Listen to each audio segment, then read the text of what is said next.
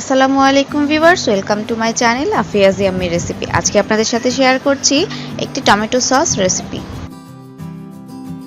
শুরু করার আগে আমাদের ফেসবুক পেজে লাইক দিন, সি ফার্স্ট দিয়ে ফলো করুন এবং আমাদের ইয়াম্মি রেসিপি গ্রুপে জয়েন করে আমাদের সঙ্গেই থাকুন।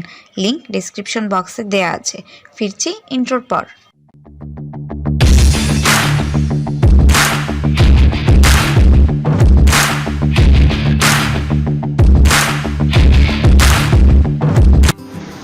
এখানে আমি 4 কেজির মতো টমেটো নিয়েছি। টমেটোগুলোকে ভালোভাবে সেদ্ধ করে নিয়েছি। এখন আমি একটি ব্লেন্ডারের সাহায্যে এগুলোকে ব্লেন্ড করে নিচ্ছি।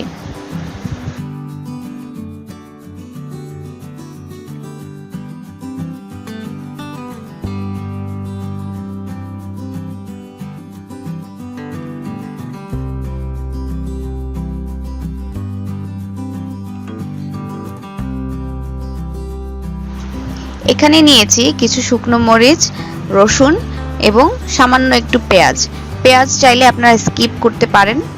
এগুলোকে টমেটো ব্লেন্ড করার সময় দিয়ে ভালোভাবে ব্লেন্ড করে নিতে হবে।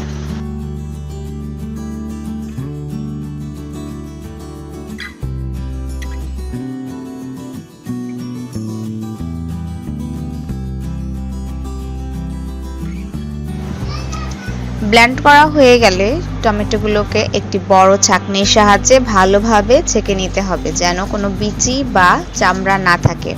কারণ বাজার থেকে কেনা টমেটো সস একদম ফ্রেশ থাকে। যেহেতু আমরা বাজারের মতোই টমেটোর সস বানাতে চাচ্ছি, সেজন্য আমরা ভালোভাবে এগুলোকে আগে ছেঁকে নেব। এখন একটি বড় হাঁড়িতে আমি টমেটোর পিউরিগুলো ঢেলে দিচ্ছি।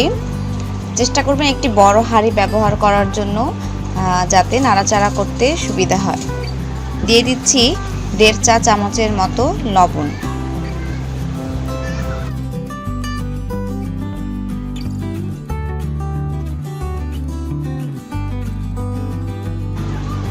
দিচ্ছি মরিচের গুঁড়ো 1.5 চা চামচ,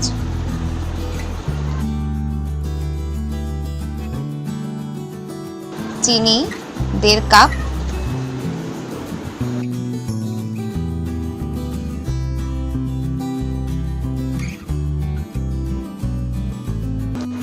একটু ভালো করে নেড়ে নিচ্ছি।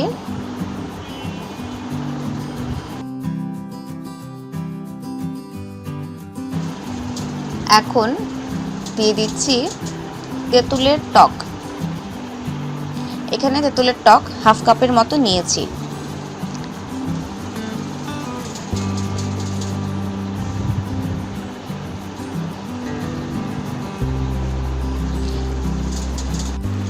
যেহেতু ইন্ডিয়ান টমেটোগুলো একটু কম টক হয়, সেজন্য আমি তেঁতুলের টক ব্যবহার করছি। এখন দিয়ে দিচ্ছি 1 কাপের মতো হোয়াইট ভিনেগার। এই হোয়াইট ভিনেগার টমেটো সসের প্রিজারভেটিভ হিসেবে কাজ করবে। সস সহজে নষ্ট হবে না, প্রায় বছরখানেক ফ্রিজে আমরা সংরক্ষণ করতে পারবো। এখন দিয়ে দিচ্ছি 1/2 চা চামচের মতো সাইট্রিক অ্যাসিড। এটি আপনারা যে কোনো মশলার দোকানেই খুঁজে পাবেন। এই পর্যায়ে চুলার আঁচ বাড়িয়ে দাঁড়িয়ে থেকে ভালোভাবে সসগুলোকে নাড়তে হবে, যেন পাতিলের তলায় লেগে না যায়। কারণ পাতিলের তলায় লেগে গেলে সসের টেস্ট এবং স্মেল দুটোই নষ্ট হয়ে যাবে। এখানে আমি কোনো কালার বা রং ব্যবহার করিনি, এটি টমেটোর অরিজিনাল কালার। ঠান্ডা হয়ে গেলে এর কালার আরও গাঢ় হয়ে যাবে, তখন দেখতে আরো বেশি ভালো লাগবে। যারা আমাদের চ্যানেলটিকে সাবস্ক্রাইব করেছেন তাদেরকে অসংখ্য ধন্যবাদ। যারা করেননি তারা এখনই করে ফেলুন এবং আমাদের সঙ্গেই থাকুন। দর্শক, আজকের ভিডিও এখানেই শেষ। আমাদের ভিডিও ভালো লাগলে লাইক দিন, কমেন্টস করুন এবং আপনার পরিচিত জনদের সাথে শেয়ার করুন।